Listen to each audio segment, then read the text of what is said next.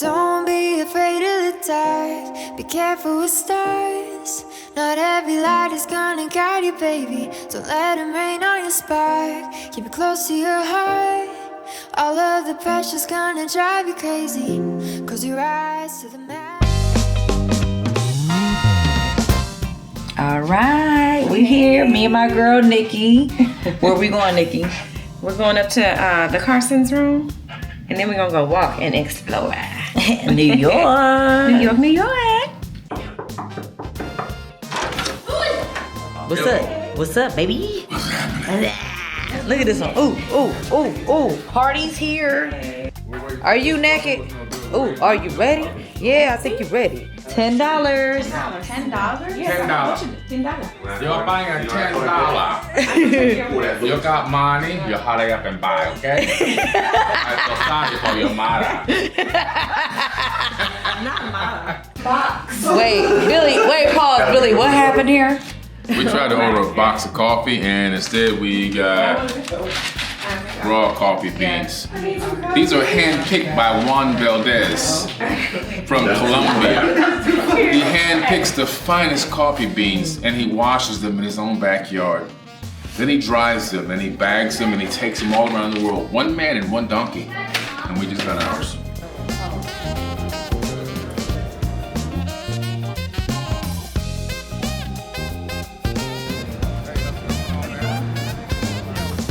Sign or something. Hey, look back at the camera.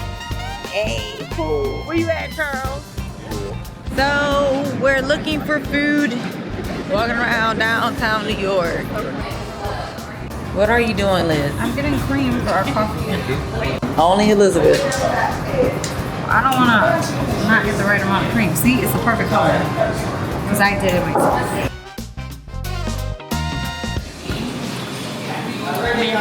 But I don't give a shit. It's toxic, but I'm drinking this shit today. Balance. Have a balance. Oh, so cute.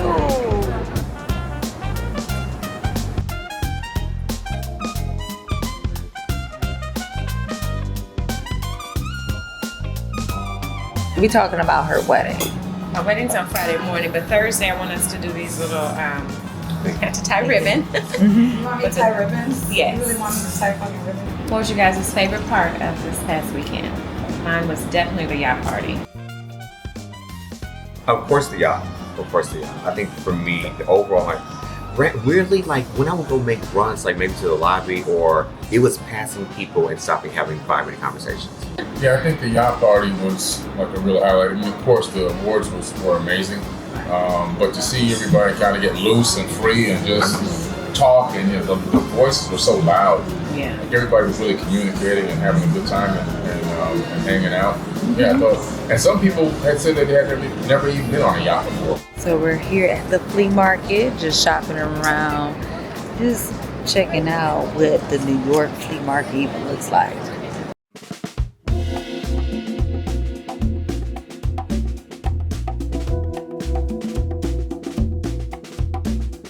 This is a tree bark. Mm-hmm. This was the first clothing in the earth people used to wear. That time there's no clothing in the whole world. Covered up. Yeah, this was the first clothing people used to wear. They knock tree, back of the tree until they get the cloth out of it. All right, we done with the flea market now. We're off back to the hotel to get ready with the show. The show must begin.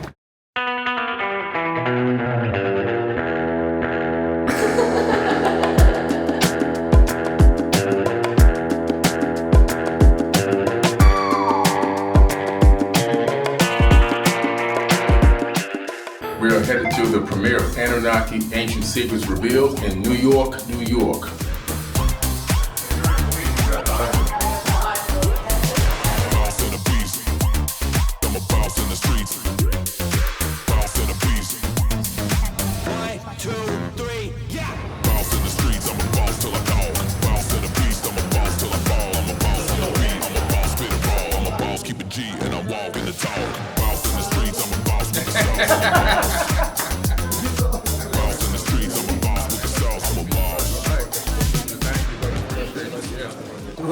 Mike Punchalva, record producer, award-winning record producer. 50 Cent, So's to Death, Christina Aguilera, over 100 records, and that's my Lina.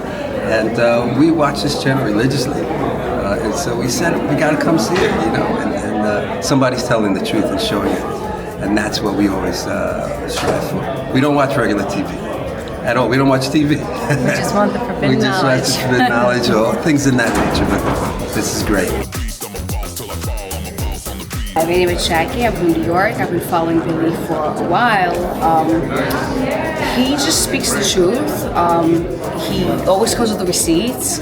He always inspires you to be better and do your own work. I'm here because I want to learn more about the Anunnaki. And when I went to the pyramids, I felt energy he was talking about. I did the manifestations.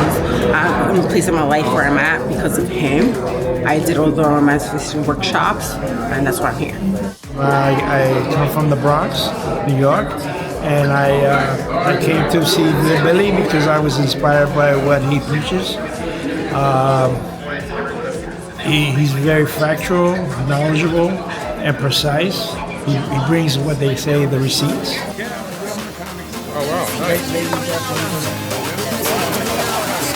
1, 2, 3, yeah. Bounce in the streets, I'm a boss with the cells. I'm a bounce in the beast, I'm a boss till I fall. I'm a boss on the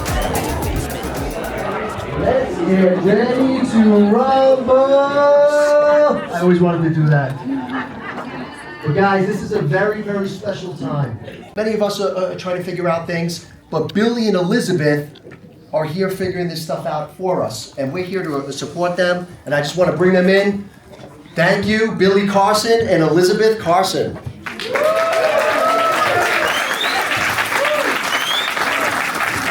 you, brother. Appreciate it, man. But I want to thank every single one of y'all for coming out here. This has been an amazing journey for us as a family to be able to bring this type of content to the mainstream theaters. And I want to give a special shout out to Elisabeth for planning this Regal tour and getting us approved to go in Regals all over the United States.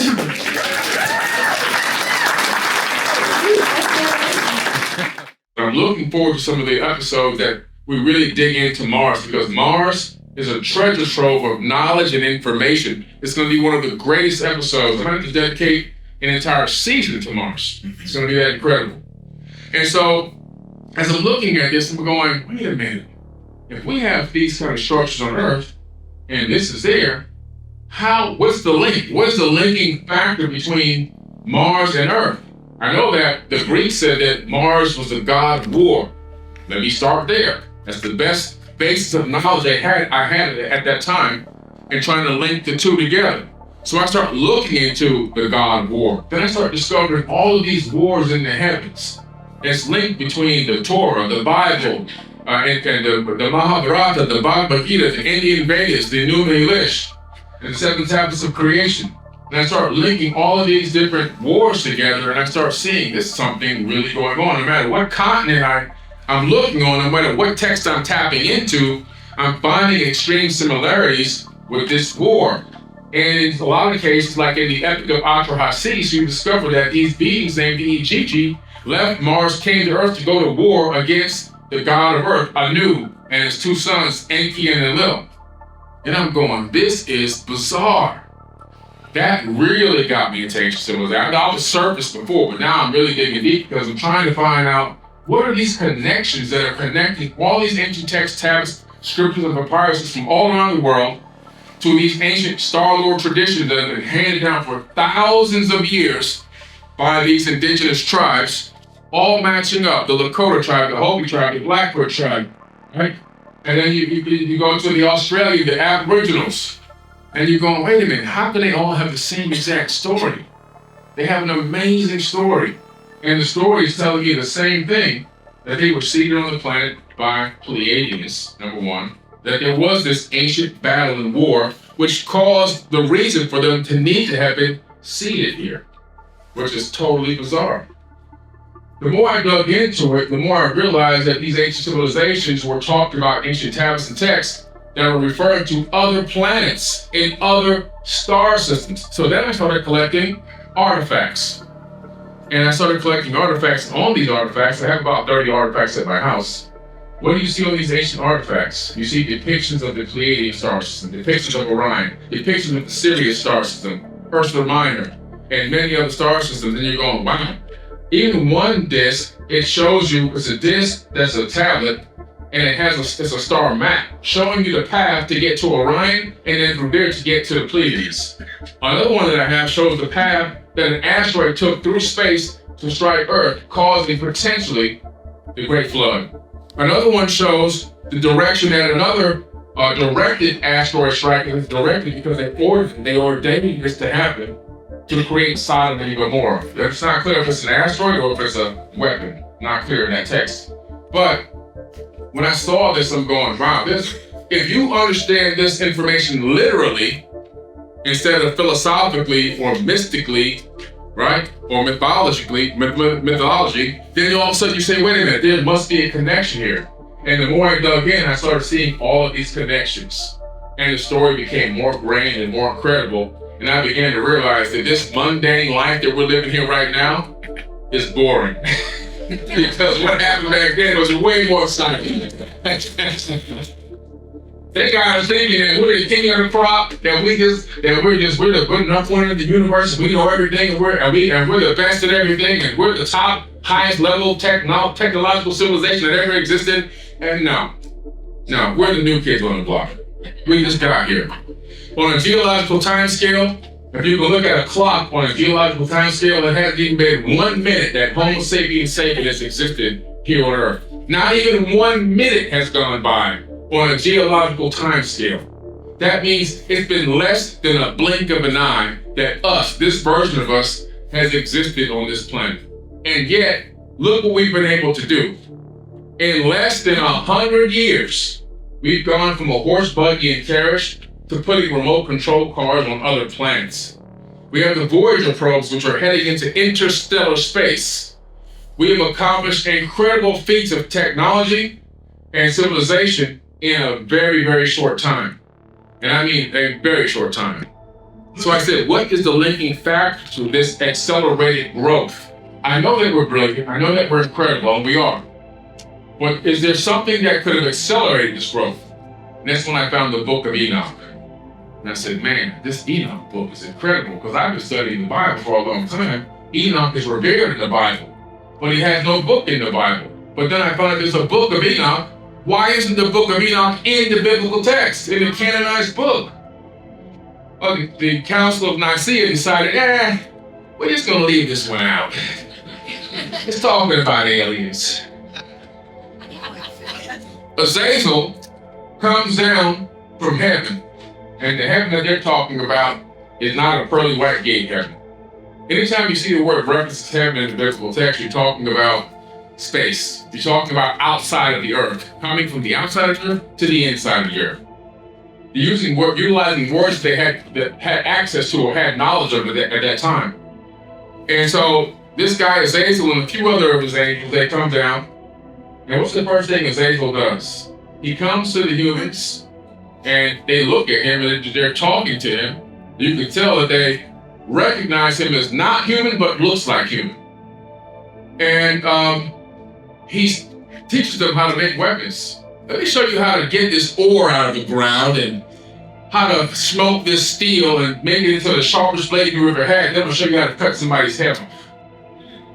That's the first thing he teaches us. Let me show you how to make this shield that can repel this blade too, so now we can go to battle. And then many other things they taught. The very first keg of beer was created in the Sumerian tablets. They taught the exact recipe of how to actually brew beer and many other things. And what this does, it doesn't take away from the fact that human beings are brilliant and we're incredible, and we have a high level of intelligence, and that we have the capability of, forget the stars, we can reach the multiverse. But there's a process that takes place through natural consciousness evolution, not the evolution of ant monkeys to people, but I'm talking about the evolution of your mind and the evolution of your technological capabilities. There's a time period required for civilizations to go through, a rough period, that if they can excel past and beyond that, they can grow to a level technologically and spiritually that combine the two together, they can reach a high level of civilization and can reach the golden age.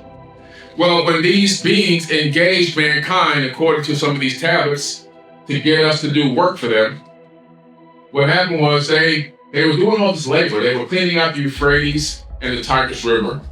They were creating irrigation fields so they can create a thriving civilization. They were also building cities, digging out canals. It was a lot of hard work. When you read the text, you're like, these guys are really labor. They started feeling like slaves because we weren't doing any of the work, but we know that we were here because in the text it says that there was a being here that we may be able to get it to do the work for us. And so these people, these fallen angels, if you want to call them, to me are just fallen aliens, they decided that they were going to go to war against Anu and his sons if they didn't get a change. The change was they need to get a break. They literally wanted a break. In the Epic of Atrahasis, they were like, listen man, we don't even have women up here. And we was up here, they were talking about Mars. They were running a concurrent civilization, one on Earth and one on Mars. They fell from heaven to earth, like it says in the Bible, when they left Mars and came down to earth. And they encircled the campus of Enki, Enlil, and Anu at a place called Adam's Calendar in South Africa. And that South African location has been discovered and is now historical because they discovered one of the very first gold mines there that human beings were involved in that dates back 200,000 years, about the time of this story in the tablets. And they said, look, if you don't get us a break, if you don't find a way for us to relax a little bit and give us some women, we're gonna kill you. Literally. Epic of Atrahasis. So Enki says, wait a minute, I got an idea. There's a being here. We can modify its essence or add our essence to it and get it to bear the load. In other words, we can get it to work for us. What's the best slave that exists? A slave that doesn't know it's a slave. That's the best kind of slave you can have. We got it right now. All of us right in here. Every single person sitting here right now, we're all slaves. We got to pay taxes. We're slaves. Because it is what it is. This is nothing new. It just is what it is. So they could know, hey, we can get these people to do the work for us. What did they do? Enki was a master geneticist in the ancient text. He knew how to modify DNA and genetics. Well, they just discovered something interesting in the human genome. They discovered something called the worship gene, which is inside of every single one of us. Most people have it activated, some people don't. Thank goodness that thing ain't activated in me. I don't want to worship nothing on the outside. But this worship gene can be turned on and it can be turned off. They can do it two ways. One by genetic manipulation, and they can also do it with magnetic fields around the brain, around the skull, on the outside of the skull, magnetic fields. This has been a test that's been done in laboratories and duplicated, and they know that when this is done, the person doesn't have a need to feel to worship anything on the outside anymore. They look to the inside. They go to inner space. Once you activate it again, they look to the outside. We've been trained to worship these beings that masqueraded as gods, and they utilized and took advantage of us and got us to bear the load, to do the work. And we've been working ever since. And even the people who think they're not working for them, they're working for them. It's an illusion to think that you escape the system.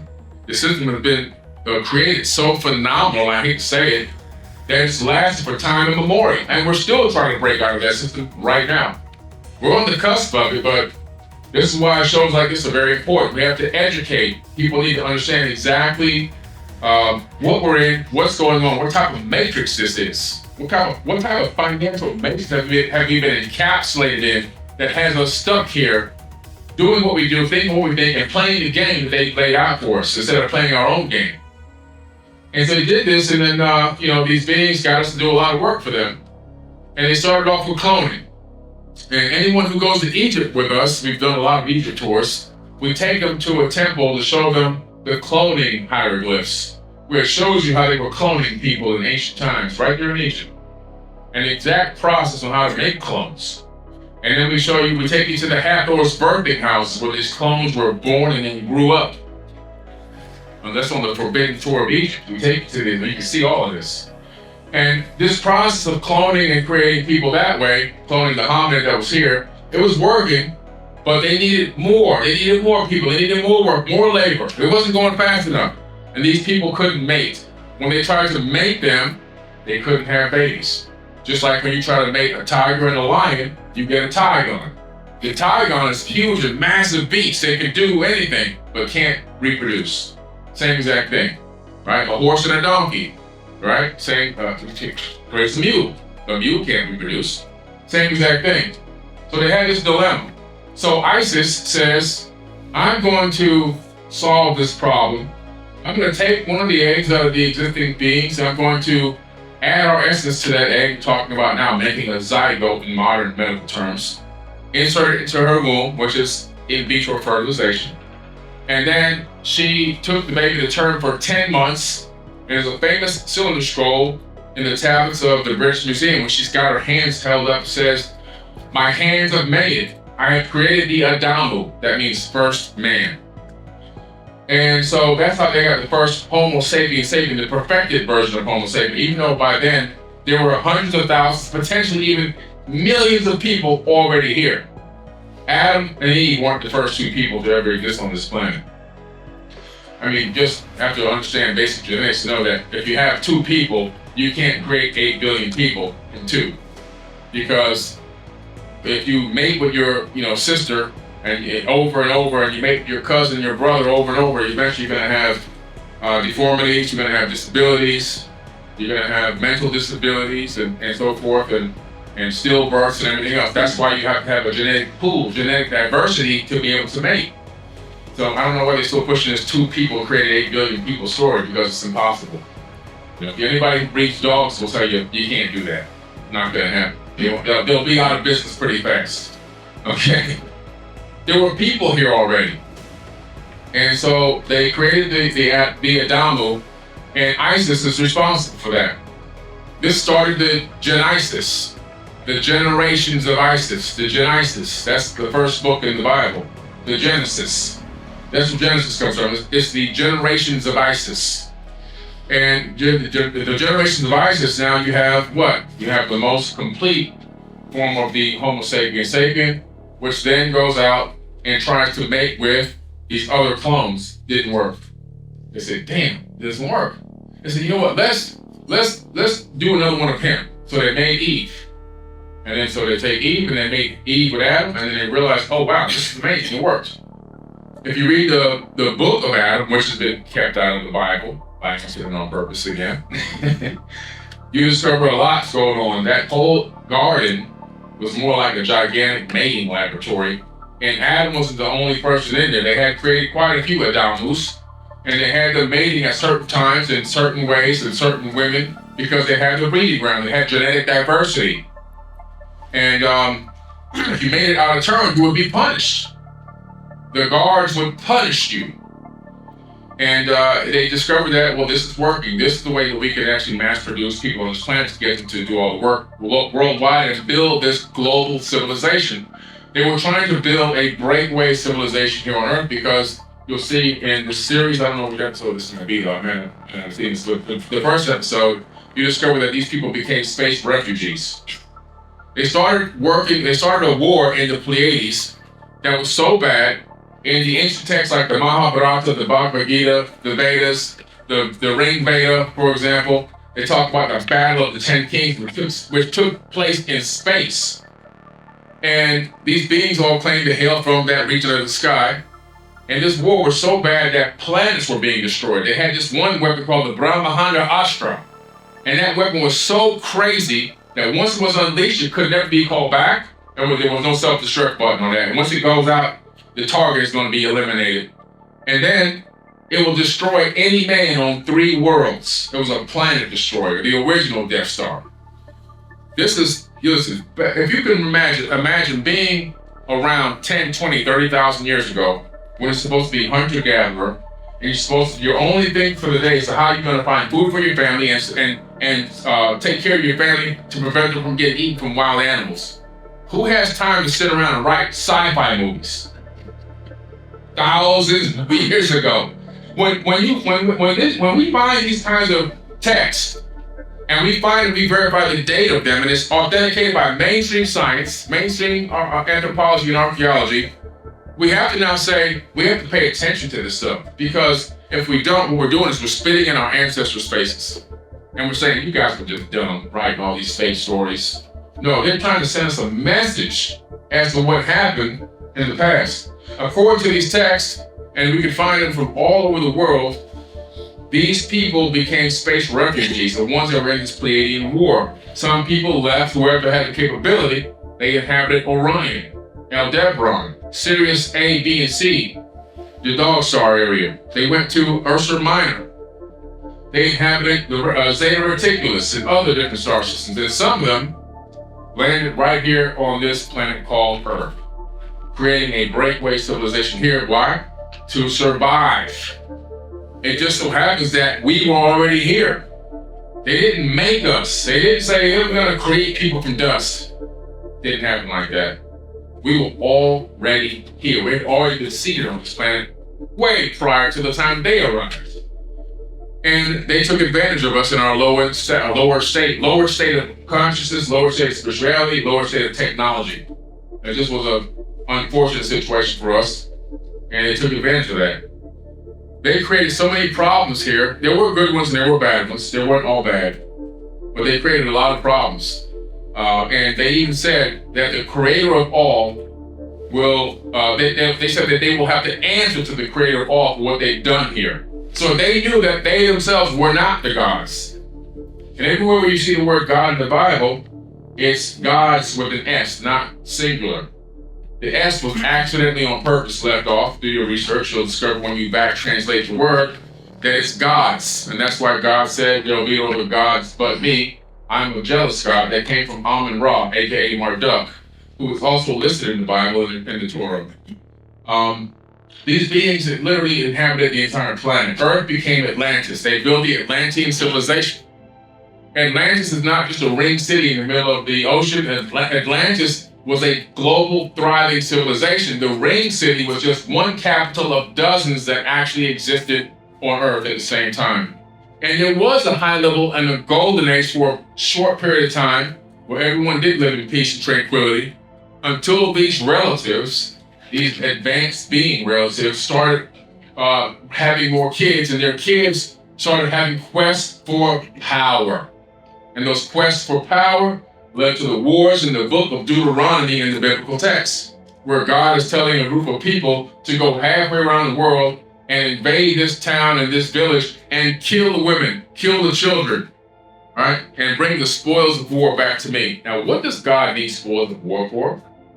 I mean, he's all-knowing, all-powerful, omnipotent, omniscient. Why would he need spoils of war? Couldn't he just speak them into existence? Well, we're not talking about the creative universe here. That book is talking about these people that were utilizing human beings as chattel. Go over there and, break through the gate. Tell them how to make a Trojan horse. Create a graven statue and hide on the inside. And when you get pulled into the gates, give it as a gift to the king. When you get pulled into the gates, you jump out and you kill everybody. Because one person, the reason why he gave this reason why, the God gave the reason why, is because one person there is against me. So you must kill and burn down the entire city. So we realize that when you begin to really analyze this text, we're not really talking about the creator of the universe. We're really talking about flesh and blood people that have agendas and that manipulated the minds of the masses to do their dirty work. Sounds a lot familiar, like what's going on right now today. Nothing's changed. They take all the young kids out of the hood and they recruit them into these militaries and they send them out there to go on the front lines and do their dirty work so they can continue to make trillions of dollars. While they sit in these $10,000 suits behind closed doors and give out orders, and they themselves will never see the battle stage. Not once. It's a travesty, but that's what's been going on. So my hopes in making this series is education. It's really an educational series. I want people to understand what happened in the ancient past, how it happened, how it's affected us, how we can realize the power that we truly do have, because there is a tablet called the Myth of Adapa. And this tablet, Enlil did not want to get out. And in the tablet, the Anunnaki reveal that Adapa, who also means Adam, has encoded in his body the secrets of the entire universe. That our bodies are so powerful that our bodies are capsules for data and information. And our bodies are so powerful that hidden within us are the secrets to everything that exists. And that they say in the myth of Adapa text that we ourselves can ascend to be even higher than those Anunnaki beings themselves. And that it's all waiting here like a time capsule for us to unlock when the time is right. When that time is coming, the time is upon us, for us to gain this knowledge, gain this wisdom, understand what's in our bodies. And to add to that before I wrap this up, scientists discovered two incredible things. DNA can store data. It can send and receive data via wirelessly or hardwired directly to a database system. They can take an ebook, they can replicate it 80 billion times, and they can download it onto DNA and store it in a volume. And then they took that 80 billion copy and uploaded it back to the server. They discovered that one drop of DNA can store over 433 petabytes of data, which is an immense amount of storage capacity. And that the human body can store 13.5 billion years of information. To take it one level more, they discovered that atoms can store data. And they took a holmium atom and they created a technology to write data onto the atom. So now they discovered that atoms also store data and information just like DNA does. So they can rewrite directly onto an individual atom. And what are we made of? We're made of atoms.